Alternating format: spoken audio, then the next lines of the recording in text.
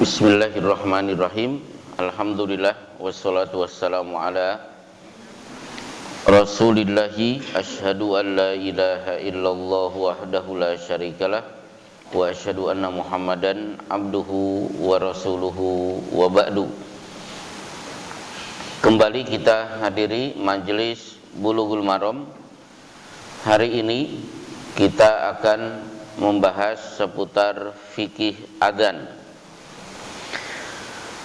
Karena adzan tidak bisa dipisahkan dari mimpi, maka kita sekilas membahas mimpi terlebih dahulu.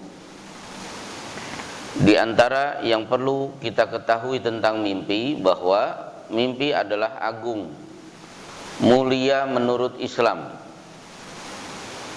Karena setiap tahun kita berkurban itu lewat mimpi Nabi Ibrahim yang disampaikan kepada anaknya, inni ara fil manami anni adbahuka.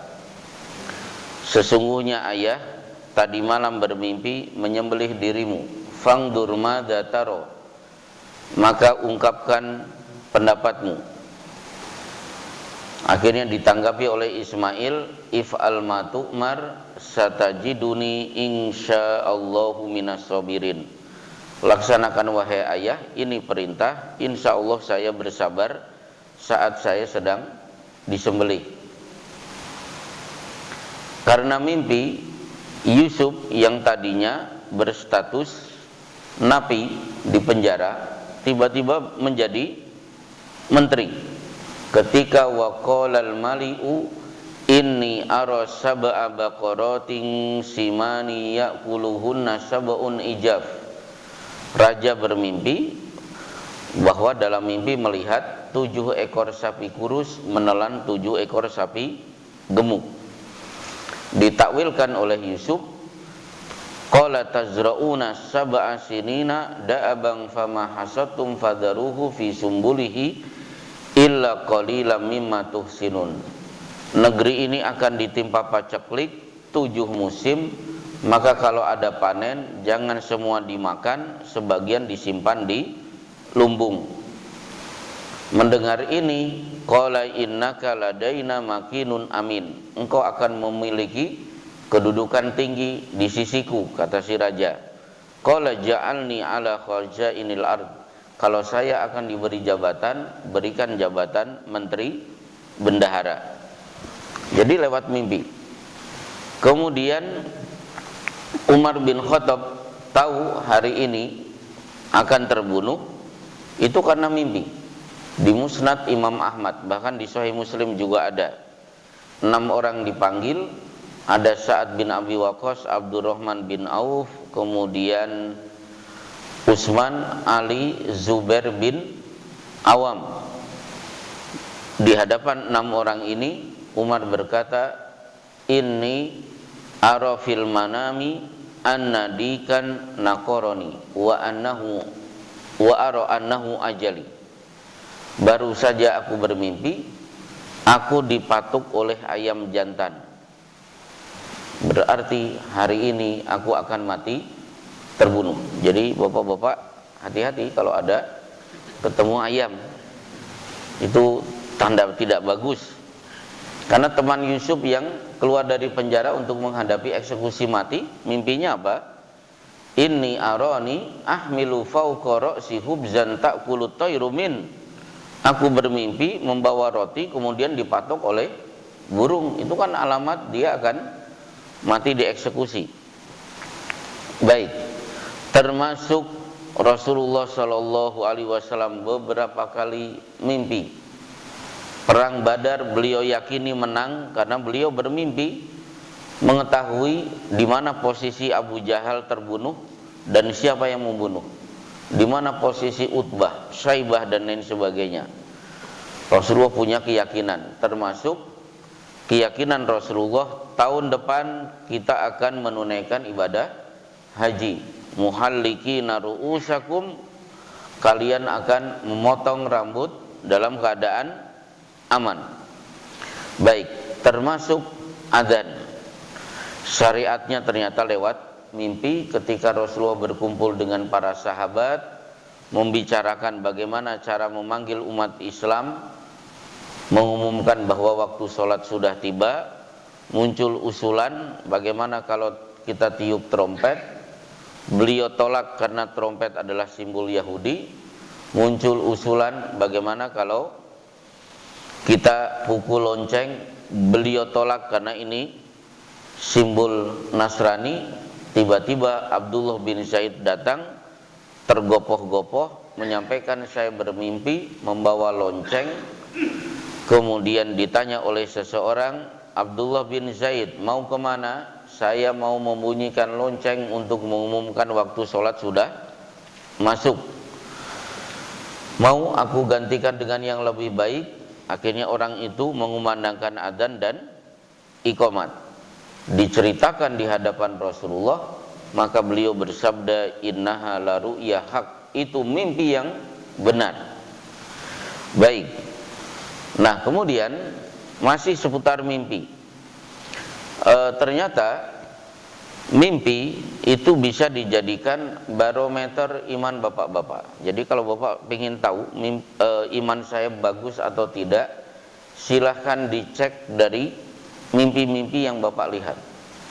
Karena la takad ru'yal mu'min takdzib. Hampir-hampir mimpi orang beriman itu tidak dusta. Berarti mimpinya bagus. Asdaqukum ru'ya asdaqukum haditha. Siapa yang mulutnya bagus, maka mimpinya juga akan bagus. Berarti kualitas lisan ini akan mempengaruhi kualitas mimpi. Maka orang kalau banyak bohong, banyak berumpi, insya Allah mimpinya tidak akan beres. Nah, agungnya mimpi sampai-sampai Rasulullah melarang mimpi dijadikan bahan candaan. Ngarang-ngarang mimpi biar orang tertawa. Orang seperti ini Rasulullah bersabda, min afral furo an yuriya ainahu ma lam taro. Sejahat-jahat pembohong adalah orang yang ngarang-ngarang mimpi kemudian dia cerita-ceritakan kepada orang lain. Nah, kemudian itu di dunia dia diberi gelar afral furo, sejahat-jahat pembohong. Begitu di akhirat, kullifa an yaquda baina syairataini. Ini neraka silahkan masuk gara-gara kamu suka bohong terhadap mimpi. Kalau tidak, Allah akan memberikan 2 helai rambut untuk dikepang. Bukan mengepang rambut yang banyak, tapi 2 helai rambut. Kalau bisa berarti lolos, tidak masuk neraka. Tidak bisa berarti masuk neraka. Bisa atau tidak, walan yaf'al, mustahil dia bisa melakukannya. Berarti ngarang-ngarang mimpi itu dosa besar, bukan dosa kecil. Padahal yang dibohongi itu tidak rugi. Kalau bapak dibohongi kasus jual beli, utang piutang, dibohongi travel umroh, itu pasti rugi, marah. Tapi kalau dibohongi teman, sedang suntuk, teman datang, memang dia humoris, ngarang-ngarang mimpi, akhirnya kita tertawa, lepas. Itu kan tidak rugi sebenarnya. Tapi ternyata Islam tidak mentolerir. Jangan jadikan mimpi sebagai bahan candaan. Baik. Nah, kemudian berkenaan dengan mimpi, maka Islam membagi mimpi menjadi 3. Idza ra'a ahadukum ru'ya yuhibbuha. Siapa yang mimpi kemudian begitu bangun dia bahagia. Fa innaha minallah, berarti mimpi ini bagus, berasal dari Allah. Falyahmadillah 'alaiha, ucapkan alhamdulillah. Wala yukhbir illa man yuhib, jangan diceritakan kecuali orang-orang yang mencintai kita. Berarti jangan diceritakan mimpi bagus kepada orang yang benci, itu tidak boleh. Seperti Nabi Yusuf bermimpi, ra'aitu ahada asyara kaukaba wasyamsa wal qamara ra'aituhum li sajidin. Ada 11 bintang, 1 matahari, 1 bulan bersujud kepada aku. Ditanggapi oleh ayahnya, la taksus ru'yaka ala ihwatika, jangan ceritakan mimpi-mimpimu kepada saudaramu. Fayakidulaka kaida, khawatir mereka tambah benci, membuat makar supaya kamu tidak menjadi orang mulia di kemudian hari lewat mimpi itu. Nah, yang kedua, idza ra'a ahadukum yakrahuha, mimpi kemudian begitu bangun sedih, cemas, gelisah, dia pasti tidak suka dengan mimpi itu. Fa innaha minasyaiton, berarti berasal dari setan. Wal yasta'id billahi minasyaitonir rajim wal yanfuth salatan an yasarihi, segera meludah ke sebelah kiri 3 kali diiringi dengan bacaan a'udzubillahi minasyaitonir rajim. Nah, kalau Pak Suparna yang mimpi jelek mau meludah ke sebelah kiri, ternyata di sebelah kiri ada istri, gimana?